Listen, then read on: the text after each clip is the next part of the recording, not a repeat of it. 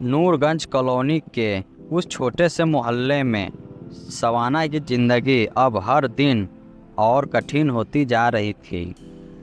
5 बेटियां के बाद जब उसने नूर को जन्म दिया तो उसके पति रईस ने सबसे पहले अपने माथे पर हाथ मार लिया। या अल्लाह, एक और बेटी? रईस ने झुंझट लाते हुए कहा। रईस रिक्शा चलाता था। दिन भर धूल से हटक कर मुश्किल से इतना कमा पाता कि घर का चूल्हा जल सके।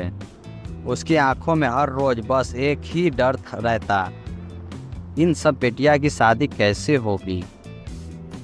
सवाना जानती थी कि उसका शौहर रईस बेटा चाहता है, लेकिन खुदा की मर्जी के आगे किसी का बस नहीं कहा चलता है। वो अपनी नवजात बेटी को सीने से चिपकाकर धीरे से बोली, रईस, बेटियां भी तो रहमत होती है, हमारी नूर तो घर की रोशनी बनेगी। लेकिन रईस का दिल मानने वाला नहीं था। उसकी खामोशी, उसके झगड़े और मोहल्ले वालों की तानों ने सवाना को अंदर से तोड़ दिया। इसी मोहल्ले के दूसरी तरफ एक बड़ा सा शाही बंगला था। हिना बेगम और उनके शौहर रियाज का आलीशान जिंदगी, नौकर चाकर, गाड़ियों की भरमार।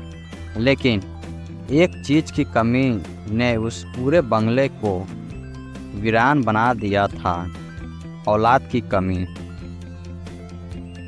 हिना बेगम की गोद सुनी थी, कई बार इलाज करवाया, डॉक्टरों के चक्कर लगाए, दुआ मन्नतें मांगी, लेकिन किस्मत ने उन्हें मां बनने की खुशी में महरूम रखा। हर बार मोहल्ले की औरतें जब अपने बच्चों को गोद में लिए उसके घर आती तो हिना बेगम का कलेजा मरोड़ खाने लगता। उसके होंठों पर नकली मुस्कान आ जाती, लेकिन आंखों में नमी छिपाए नहीं छिपती।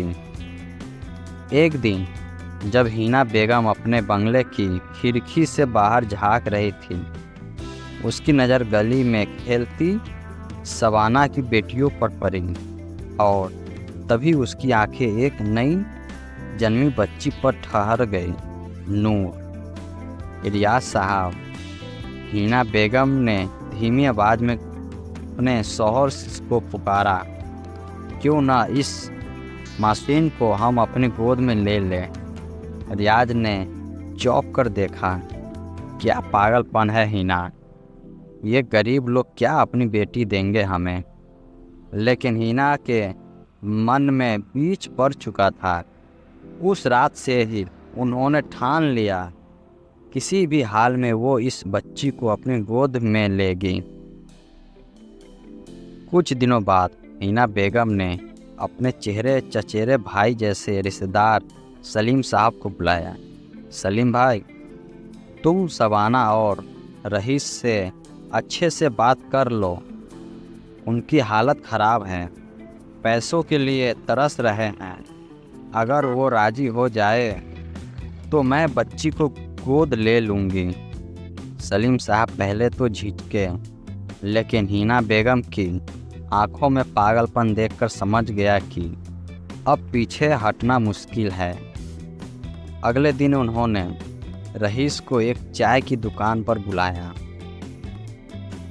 देखो रईस, तुम गरीब आदमी हो, 5 बेटियों पहले से है, इस नई बच्ची की परवरिश का बोझ उठाना तुम्हारे बस में नहीं।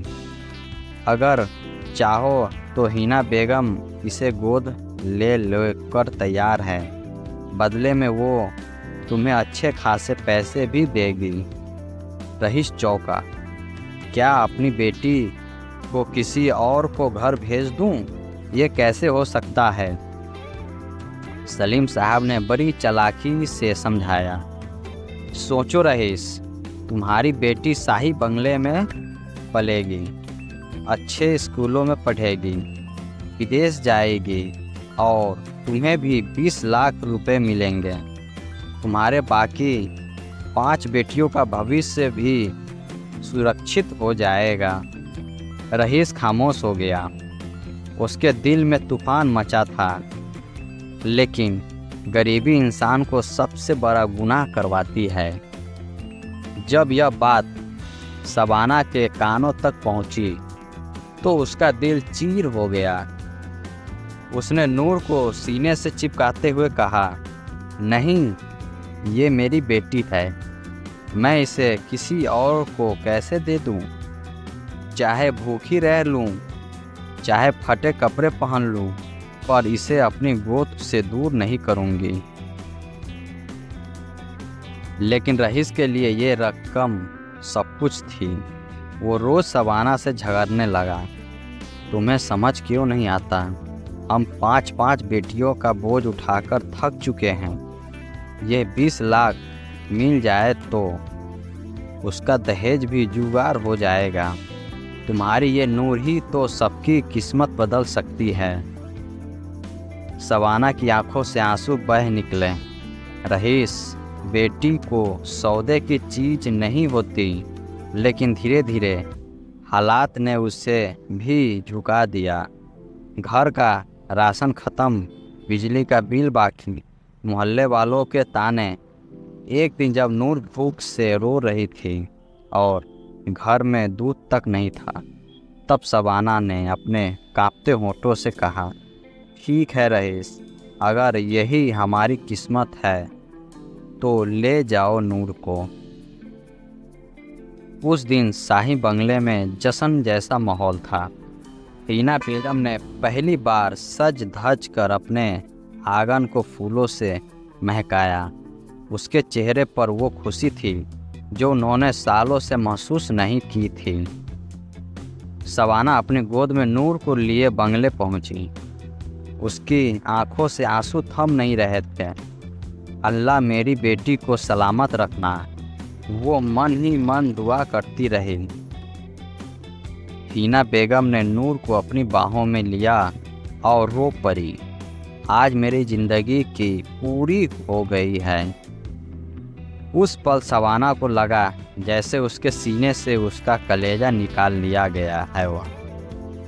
उसने आखिरी बार नूर को चुम्मा और वहाँ से चली गई। पूरा नूरगंज कॉलोनी इस सौदे की चर्चा से गूंज उठा। अरे सुना तुमने, शबाना ने अपनी बेटी बेच दी। क्या ज़माना आ गया है, माँ भी ऐसे गुनाह करती है।